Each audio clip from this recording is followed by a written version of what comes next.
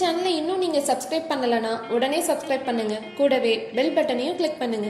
இன்னைக்கு நம்ம பார்க்க போற டாபிக் என்ன அப்படின்னா, தானத்தில் சிறந்தது அன்னதானம்.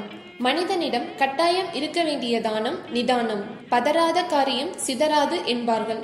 அதேபோல் நிதானத்தோடு இருந்தால் மட்டுமே நிம்மதி கிடைக்கும். தானத்தில் நிதானம் முக்கியம்தான்.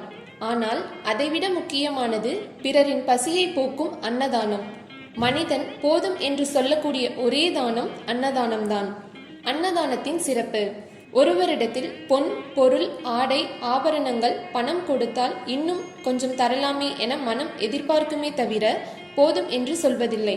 ஆனால் சாப்பிடும்போது வயிறு நிறைந்தவுடன் போதும் என்று கட்டாயம் சொல்லித்தான் ஆக வேண்டும். ஒருவருக்கு வயிறார உணவை அளித்தால் மனம் நிம்மதி பெறும். இதை பெரும்பாலானோர் அனுபவத்தில் உணர்ந்திருப்பார்கள்.